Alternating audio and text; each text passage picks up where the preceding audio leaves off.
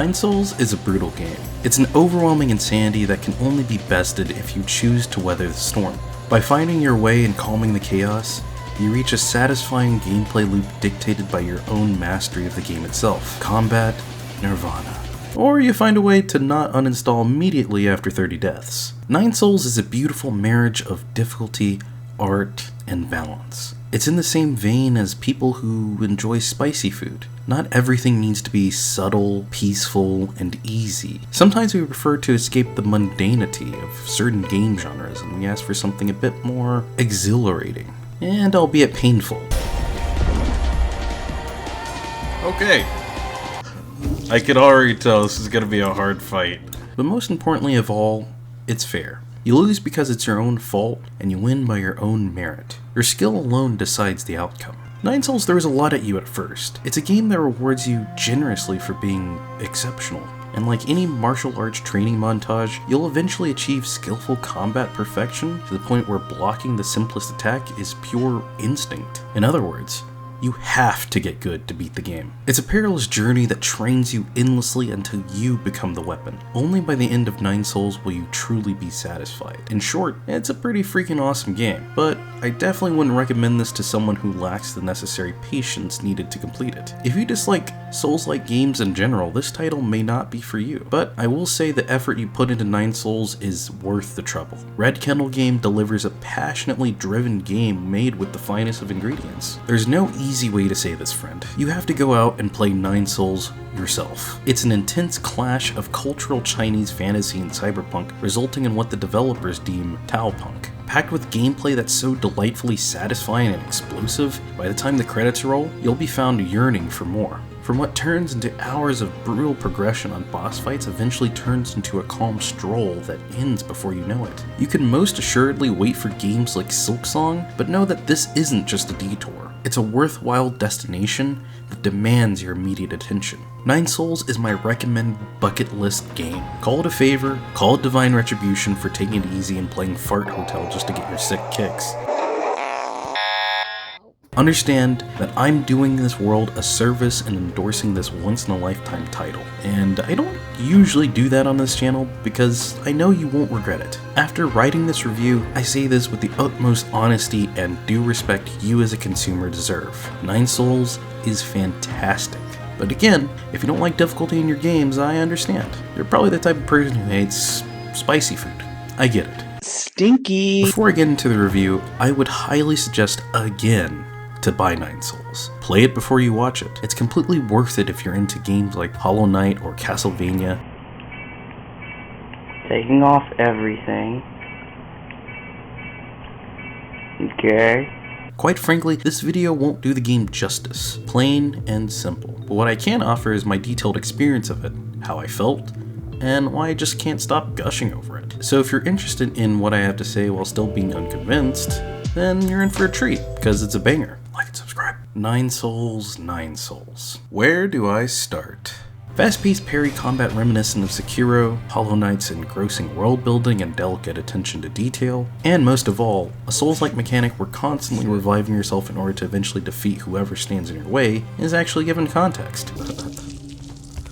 Well, I'm only gonna get the small guys, you know, like the big guys, that's hard. The game begins with Yeet, an enigmatic individual who's adept at combat, computer science, and smoking the devil's lettuce. He's basically the living embodiment of all furries. Jokes aside, everything begins at a peach festival in the middle of a quaint village. You meet one of the most likable characters in history, and you find that everything isn't as it seems to be. What appears to be a festival turns into actual human harvesting.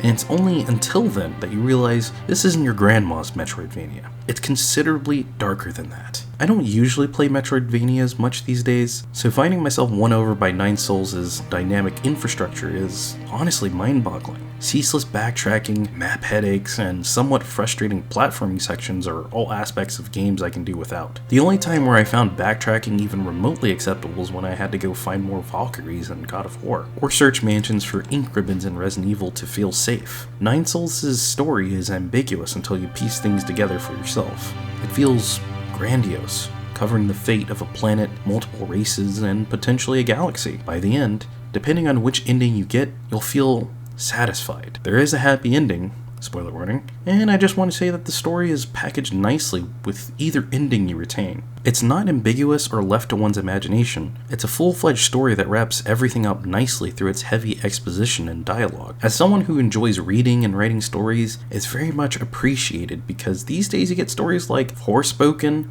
Did I just do that? Well, definitely with my assistance. Or the more revered Coffin of Andy and Lele. Brother, Nine Souls gives you all the information you need to know in terms of the plot, but more keen lore explorers might be in for a surprise after collecting all the Easter eggs. When Yi isn't fighting dozens of armed cybernetic guards, there are bits of history tucked away in the game's layers as you progress throughout the game. Occasionally, Yi will reminisce over the past with Xuan as you trade him antiques. Yi will also pick up faint audio calls, responding to his beloved sister Hang. These help give Yi a sense of empathy given his demeanor is usually cold, calculated, and murderous. Bits of his fragmented past give enrichment to an already vibrant game. Similarly, there are a handful of unique interactions scattered throughout Nine Souls, most of which are insightful and practically playful.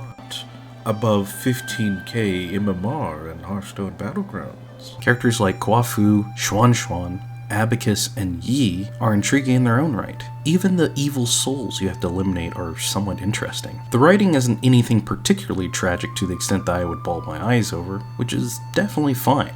Oh, and thanks, Chloe. Thanks, Chloe. Most of the cast of characters are well written, so it's difficult to not be engrossed by its world building. I personally would have preferred portraying the exposition by showing the player more than strictly telling. Conversations after difficult encounters are a comforting reliever to break away from the game's hectic mayhem. It's like someone putting an ice pack on your ass cheeks after getting stomped for hours. Though I would assume not everyone would be eager to read bouts of copious dialogue. And I get that. It ultimately strips you away from the actual fun portion of Nine Souls, which is the fighting. So I totally understand the jitters you get while speeding through dialogue as the inaction of not fighting claws at you. Avoiding the tedium of long, arduous conversations would have helped work wonders into the story. Fortunately, there's plenty to do, and a variety of intense encounters compensate for the game's pacing. What the fuck is this? Oh shit! What the fuck? Dude, God. Oh my god. Surprisingly, there's a large amount of detail weaved into the intricate world of New Kunlun. It's vibrant, well envisioned, and every area has its own music track. You eventually come to realize what you find that's worth fighting for, and can't help but be saddened by what the world could have been despite the ruin. Nine Souls delivers in the emotional department, reminding you that family and friendship amidst disaster helps you overcome struggle. Once you get to the bottom of things, you realize that New Kunlun is a tragedy that leads us to the main antagonist, which I won't talk about here. You gotta go play the game for yourself. The fuck?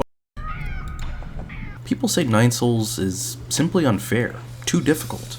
I beg to differ. I prefer the term skill issue. Seriously though, the difficulty is just right. I've had my fair share of deaths, and trust me, I wanted to throw a brick at my monitor. Fortunately, with a bit of resistance and persistence, you'll inevitably break through any difficulty barrier the game throws at you. But that's if you have the patience to master the game. The good news is Nine Souls is heavily focused on its combat system, and rightly so, with satisfying parry mechanics, explosive talisman usage, and clean platforming that's reminiscent of Celeste. The bad news is, you'll die a lot. And I mean a lot.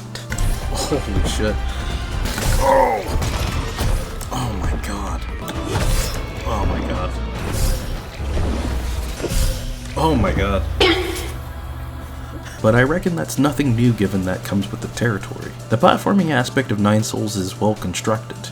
There are many points sprinkled throughout the game where you're solving a difficult jumping puzzle until you eventually reach each zone's boss. There isn't too much of a note as the platforming isn't the main attraction, but it's enough to slow down the pacing and gives you a real appreciation for the slick movement found within Nine Souls. The real star of the show are the combat encounters, and there are a lot of them.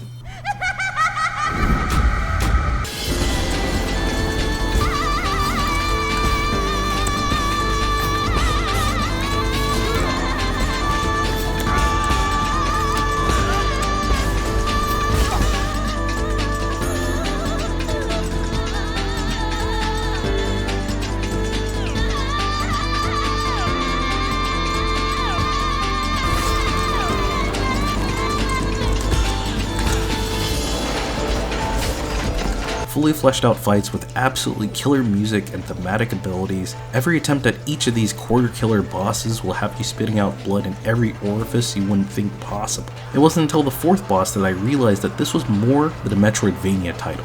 It was a symphony of art itself. It was beauty personified, the clashing of blades and wills, only to find the exalted victor at the end of things. The cherry on top is that you acquire a deeper backstory into each boss's goals and motivations after defeating them. And I firmly believe that this is the main selling point of Nine Souls. The 9 boss fights. It's a song and dance as old as time, and here the formula works well to keep you engaged. Oh, and I also love how there's a save point near every boss fight, so that helps too. My only real complaint with Nine Souls is the constant backtracking, which is alleviated later in the game. Time and time again, Metroidvania titles often force you into this hole of uncovering more and more underneath the game's surface without giving you a faster means of travel. The map also doesn't do you any favors. This is entirely unnecessary and quite often kills the pacing and the momentum of the game.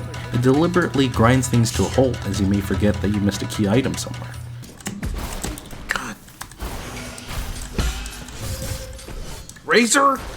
Sometimes, you'll forget to explore a certain area only to have it be what you needed to uncover more of the game itself. Fortunately, in Nine Souls, you can acquire map packs from NPCs to unveil what you're missing in each section. In true Metroidvania fashion, there are a ton of Easter eggs and collectibles, oftentimes increasing your overall power, all of which are hidden away in clever places you wouldn't otherwise explore without receiving key abilities while progressing through the game. One of them being this. They all share it.